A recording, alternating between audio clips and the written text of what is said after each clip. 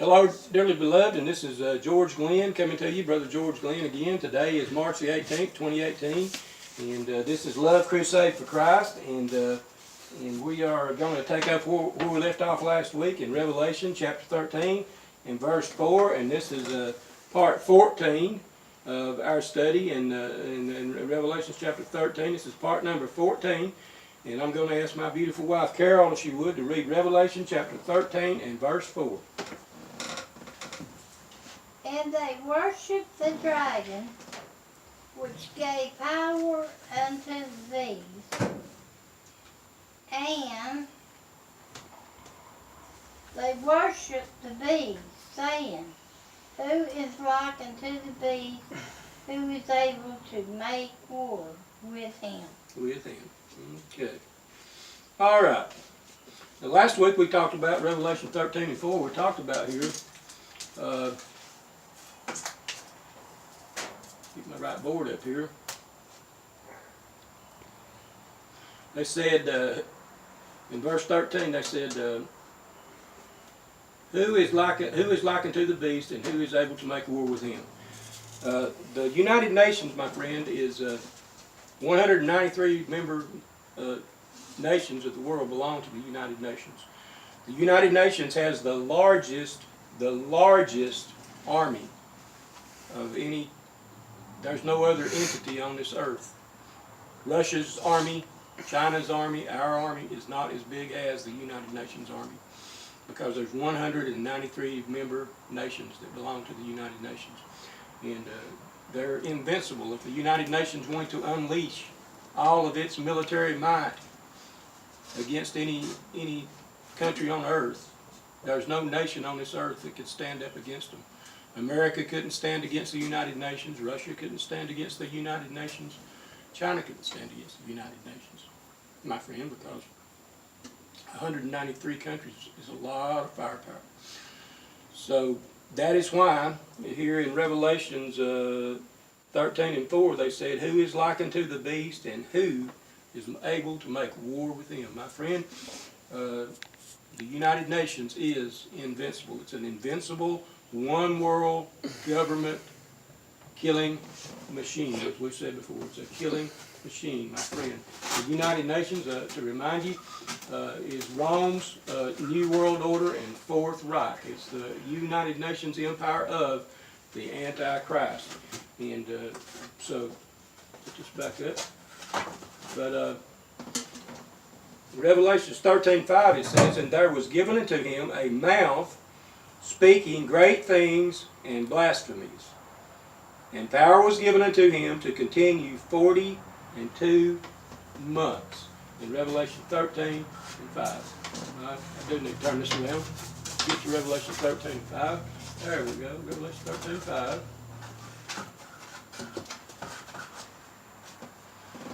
Okay, and power was given unto him, or a mouth was given unto him. A mouth was given to the beast. Remember, John saw the beast rise up out of the sea. And the beast that he saw had 7 heads and 10 horns. And we said that these 7 heads represent the 7 continents, and the 10 horns represent the 10 unions or geopolitical unions of the world. And the United Nations is a one world government. It's a one world government beast because it was modeled after Communist Russia and after Nazi Germany. The United Nations is a hybrid between communism and Nazism, my friend. And the United Nations, right here it says in verse 5 that a mouth was given unto him. Okay, now you have to understand that in chapter 13 of Revelations, the beast itself, the United Nations itself, the government, the United Nations one world government is called a beast because it is based upon the communist and the Nazi totalitarian police state systems. That's what the United Nations is based upon. That's how it was designed to work. That's how it will work during the tribulation. Is a world government killing machine. And my friend, and so the government itself, the United Nations one world government, God looks at it as a beastly type of government. But also here in verse 13 and 5, we read for the first time, up until verse 5, we've read the first 4 verses, we're talking about the United Nations itself, the beast that rose up out of the sea. Now, in Revelation 13:5, we get our first mention of the Antichrist. And it says in Revelation 13:5, we'll read that one more time, it says, "And there was given unto him," talking about the United Nations, one world government beast, "and there was given unto him," the beast, "a mouth speaking great things and blasphemies. And power was given unto him to continue 42 months." Now right here is where in verse 5 talking about it was given unto him a mouth speaking great things. The Antichrist, who will be the Secretary General of the United Nations during the last 3.5 years of the tribulation period, 42 months equals 3.5 years. 42 months is 3.5 years.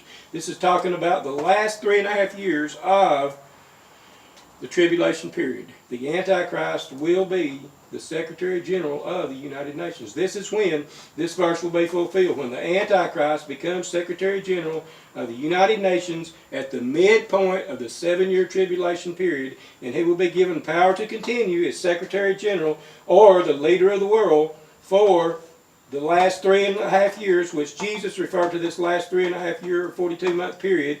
Jesus referred to that as the Great Tribulation. He said there would never be a time of trouble like unto that time, and there never would be again. And so the Antichrist takes over as Secretary General. He is the mouth speaking great things.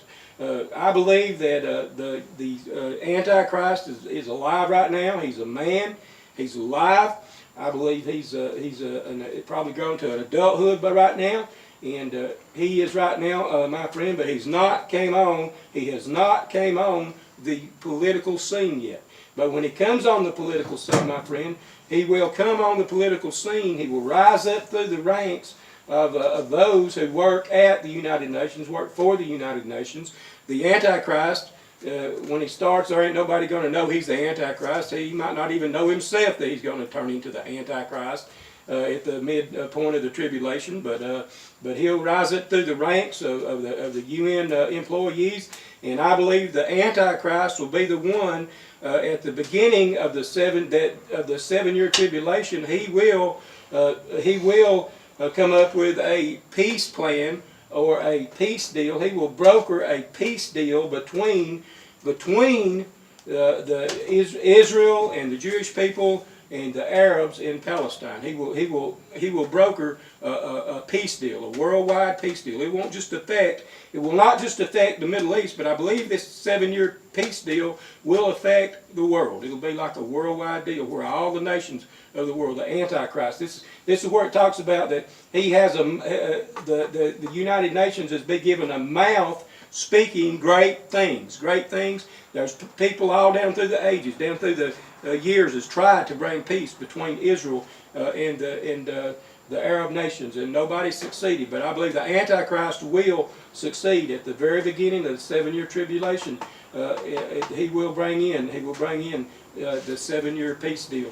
I don't believe he'll be the Secretary General of the UN at that time. I believe he'll just be a rising politician, rising up through the ranks, but he'll have such a great plan and mouth speaking. So he'll be such a great orator and so charismatic, and have come up with such a great deal, peace plan that the people at the UN, the people who run the UN, will listen to him, and he will push his deal through.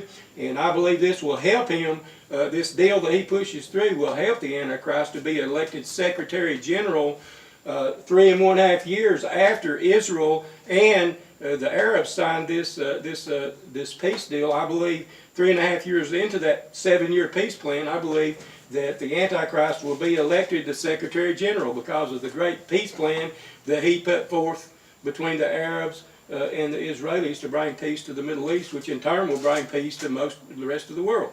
And so, my friend, this is what it's talking about, a mouth speaking great things. And it says, and he, the Antichrist, was given power to continue 42 months. That's the last 3.5 years of the tribulation, called the Great Tribulation. And it says, and the reason we know that this is the Antichrist that it's talking about here is because there in 13:5 it says, and he, Antichrist, let me read here out of the Bible, and he,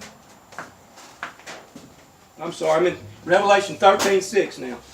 Revelation 13:6, and he, the Antichrist, opened his mouth in blasphemy against God, to blaspheme his name and his tabernacle and them that dwell in heaven. My friend, in Revelation 13:6 it says that the Antichrist opened his mouth in blasphemy against God, to blaspheme his tabernacle and them that dwell in heaven. My friend, I believe this is the midpoint of the tribulation period. We know this that in Daniel 9:27. Daniel talked about the abomination of desolation. And Jesus said over there in Matthew 24, he said, when you see the abomination of desolation spoken of by Daniel the prophet, he said, let them who be in Judea flee into the mountains, and let them who be upon the housetop not come down to get anything out of the house. He said, but flee, for there's going to be a time of trouble like the world has never seen. And this is the abomination of desolation, when the Antichrist, who will become the Secretary General at the midpoint of the tribulation period, he will go into the rebuilt Jewish temple in Jerusalem, and he will he will go into the Holy of Holies, and he will sit down upon God's throne in the Holy of Holies, and he will command that the Jewish people bow down to him. He'll command that everybody in the world bow down to him. He will say that he is God. So this is what you're reading about here in Revelation 13:6. It says, and he opened his mouth to blaspheme against God and his name and his tabernacle.